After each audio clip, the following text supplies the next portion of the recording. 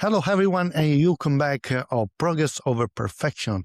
As you know, last episode, we started to talk about Every Daughter's Matter with Darren Reynolds, the job they're doing in Nepal, saving girls between Nepal and India. They were able to save 1,572 girls just last year. I think it's a beautiful number. Thank you, Darren, to be here again. Can I ask you another thing that I think is very important? Can you tell us what makes Nepal particularly vulnerable country? Yeah, look, it's ultimately it just comes down to I think they're considered the poorest country in Asia, and they're therefore right at the bottom in terms of the global scale as well. It is simply, look, when I go into schools and talk about this, one of the things I'll reference is, Australians, we pay taxes, obviously, and there, some people push back quite hard on paying taxes and try and avoid paying as much tax as possible, which is fair. It's understandable. But honestly, you get the government you pay for, you get the hospitals you pay for, you get the roads you pay for, and you get the police you pay for. So when you have the poorest people in a country where they're living hand to mouth and they're not paying taxes, they're not going to get any sort of benefit of that. And I just refer back to a story from Cambodia that I shared a little bit about last time, where I met a 13-year-old girl in a rubbish tip, and honestly, we got out of the car, and the smell that hit us was like a physical force. It was 90 degrees humidity. It was 38 degrees, 90% humidity, 38 degrees, Celsius. And then you had everything was wet and rotting because of the humidity and the climate there. And yet I looked down and there's a little boy sifting through rubbish, trying to find something to eat. And then I look up and there's a 13-year-old girl at the top of that rubbish tip. Now, if she gets bitten by a mosquito, there's a good chance she's going to end up with malaria. If she cuts herself on something metal, there's a good chance she's going to get tetanus. And as I said, you get the healthcare you pay for. And if they don't have any money, and they don't, that could be a death sentence. And I realized I met a family where we were there for about a week in this village. And one morning, I'd grown quite connected to this family. They had three little girls at that point. It's actually four. One was a little bit older, but the youngest was quite young. The second youngest one day didn't show up. And when I started asking, where is Srepek, nobody's looking me in the eye. And I was like, hang on, what's going on? And I didn't speak a little bit more Cambodian now, but at the time I was lost and I was looking around for someone to translate. Eventually I found someone and I said, why is everyone avoiding the issue? What has happened? They said, she got sick during the night. Now, she'd been running around playing the day before. Turns out she was okay. But in that moment, I just saw in stark reality that they didn't expect her necessarily to pull through. And it might have been a cold or something. I don't know what it was that she experienced. It might have been food poisoning. But there was almost an expectation that she wouldn't necessarily pull through. And yet I'd been with her the day before. So I think this is going back to Nepal, and I'd done a lot of rural stuff in Nepal. I haven't been out in these sort of places, but I'd like to do that maybe on my next trip, is go and get a bit more visibility on the poverty that drives this. But it would be very similar. Like I don't think I'm going to be surprised by anything I see. I've seen enough of that in Cambodia to know that when somebody goes into a village like this, and I perhaps can tell a story here if you're okay. So I went into this particular village, and it was just everything was as poor as I've just described. And I had a camera, and as I was filming, I saw off to the side this young guy in his early 20s was standing with a group of young girls. They would have been less than 15, probably a couple of them under 10 as well. But as soon as he saw me with a camera, he ran, and it was shocking because I didn't notice until later when I saw the footage.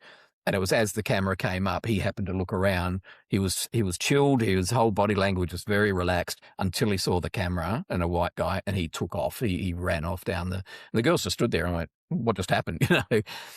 What I come to understand now is that is exactly how it works. That is exactly what happens in these villages. Somebody will go up to the most vulnerable kids and say, I can help you. Introduce me to your parents. So it even feels legitimate. And they'll say something along the lines of, and there's so many variations on this, I've got a friend over the border in Thailand who's got a clothing factory. They're always looking for workers. I can lend you the money to get you out of this extreme poverty. It'd help you fix your motorcycle so you can earn an income, or to pay off your debt so you don't lose your house, and we're not talking houses, we're talking huts.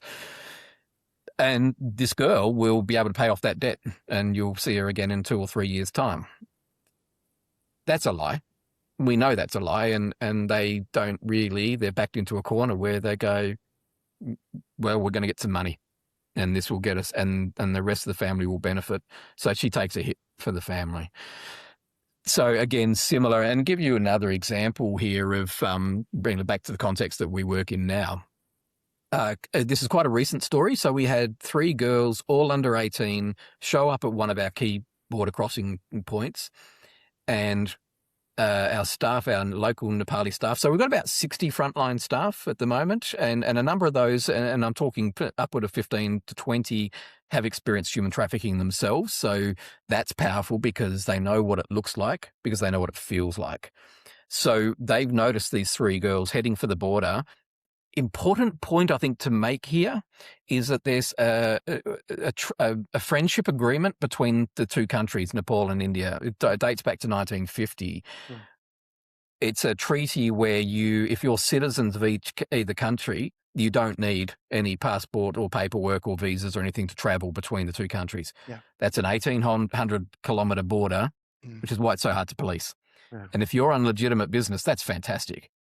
But if that's around human trafficking, that creates an incredible opportunity for them to be. The risk is so low for them in terms of getting caught. So these 3 girls have shown up. Our staff has stopped them and said, "Where are you going?" And they said, "We're going to a dance competition in India." And there's cash prize, right? So they said, "You're traveling without any adult supervision. What's the story? How did that come about?" And they said, "Oh, this guy approached us, and an Indian guy, and he said, I will cover all your transport costs as long as you don't tell your parents." I mean, yeah, I saw your reaction. How much of a red light is that? And when I go into schools here and I share that with even year 11, 12 students in girls' schools here, they get the same reaction as you. So red flags are going off because we're educated and our girls are educated. These girls are barely literate. Yeah. And they're so naive. They think, what a wonderful opportunity. And they think they justify it by going, we shouldn't tell our parents because their parents will stop us. Not because they think it's dangerous well, maybe they do, but we know better because we're going to go and get money for them, bring the money home. Yeah. So when our staff contacted this guy, they had his contact details on their phone, rang him, he hung up on them. So, red flags everywhere. So they said, you're not going, and got the police involved. Then there's a formal process they go through where they go into one of our emergency shelters. So when I mentioned there were 13 surveillance booths, each of those has an emergency shelter, somewhere safe for the girls to go. We contact the families. We let them know that we have the girls, and I think a lot of times ask permission. Do you give them permission to continue? And in most cases, they'll go, no, we didn't even know where they were. So they've gone into that shelter and they're safe. They were now waiting for the families to come and collect them. Now, 45 minutes later, another 3 girls, show up, the same border. One is 18, but the other 2 are definitely underage. And they said, where are you going? And they said, we're going to a dance competition in India. And guess who the contact was?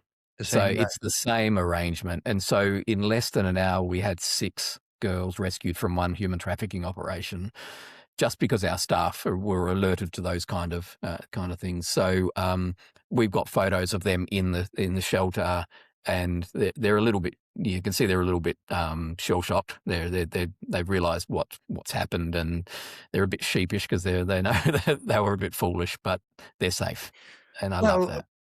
See, the thing is, you say, how old were these girls? Probably 15, 16. 15, 16. Yeah, maybe younger kids will go. Some will go without say to the parents where they're going. Yeah. When we think that our kids are smarter, maybe some of them knows on what level. Yeah, It does go to show that, kids will be kids, yeah, and kids are teenage kids. girls will be teenage girls. Yes. There's some lure that they Yeah. think there's a genuine opportunity that they think they know better than their parents. Yeah.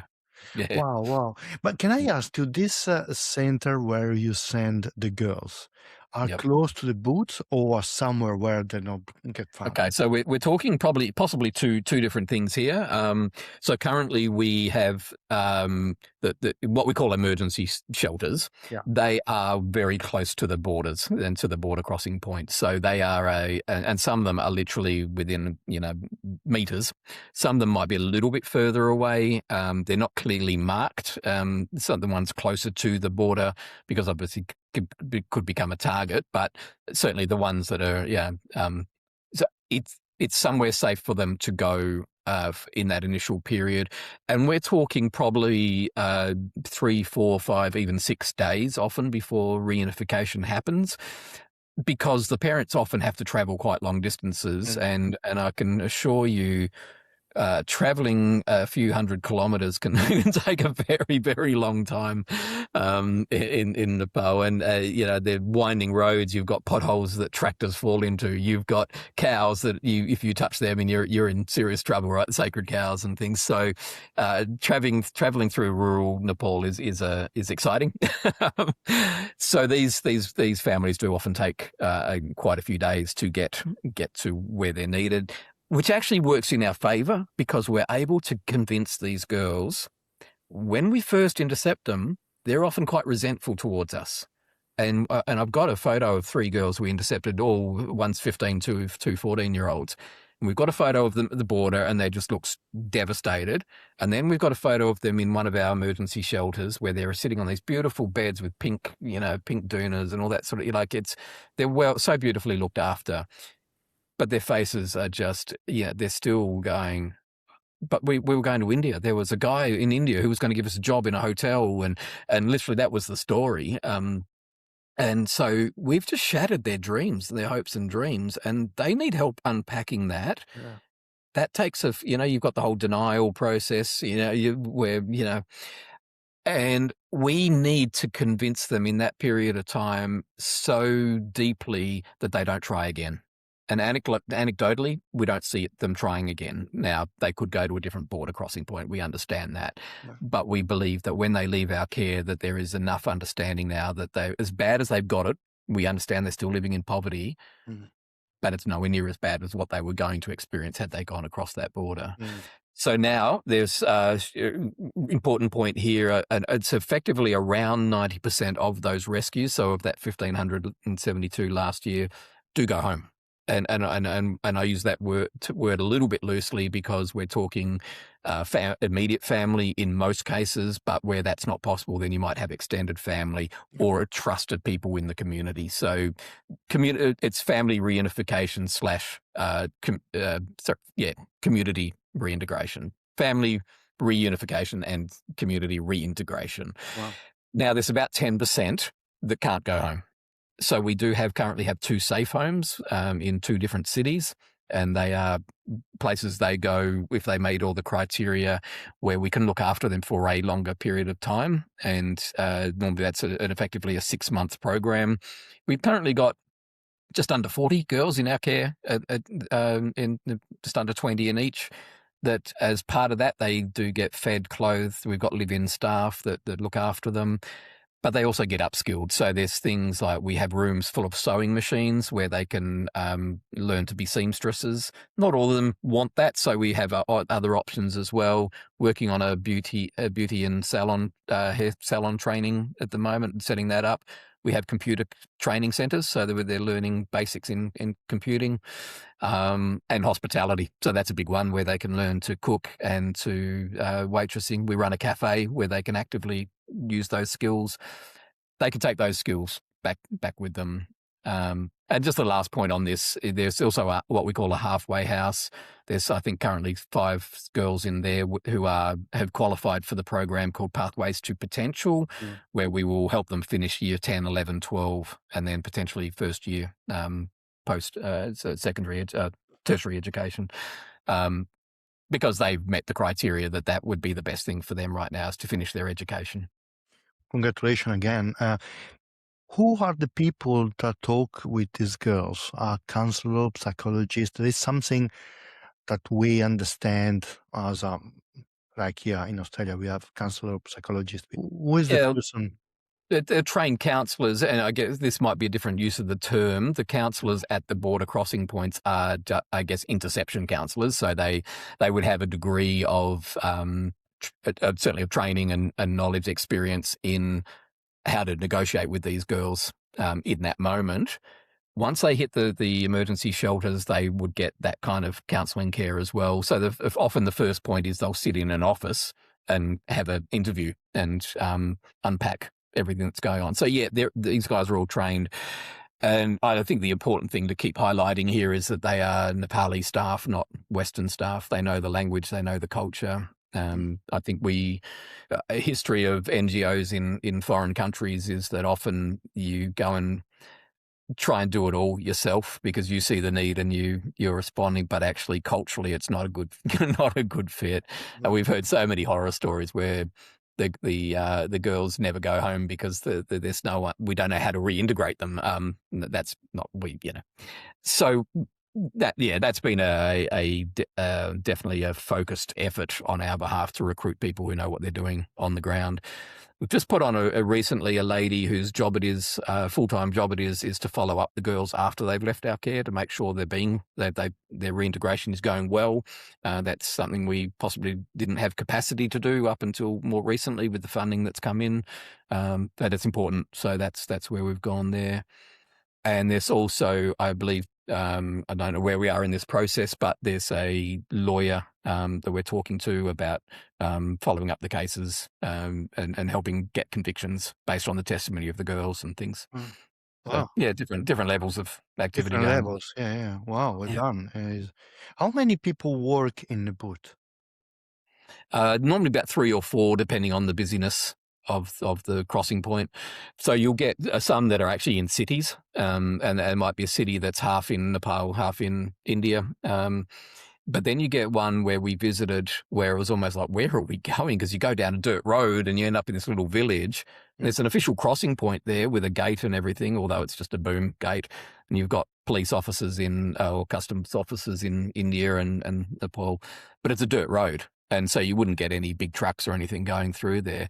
But what's happened is that they've cottoned on to the fact that we have a presence at this city and a presence at this city, so they've gone somewhere between them. So we've had to block that gap. So in that case, there'd probably only be two staff on at any given time because it's not a busy crossing point, but we have to have a presence there. Okay. Wow. So these people work. What is they work day and night? What they do? It's not daylight hours normally. Yeah, 10 till 6, I believe. And look, I couldn't speak to the rationale behind that, except that they would have done the feasibility studies on that and possibly the danger to the staff maybe at night.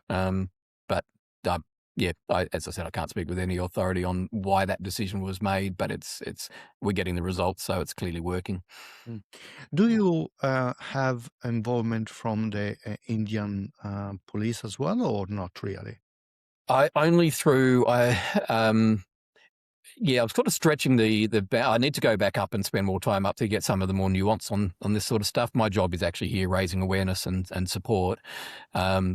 But look, I believe there would be organic between the look. I think to give you a really good insight into this is we're not the only ones doing this, right? So there are other agencies, Western and indigenous to both India and Nepal, that are running interception booths similar to what we do. So sometimes there's 3 or 4, and they'll catch ones that we don't, and vice versa.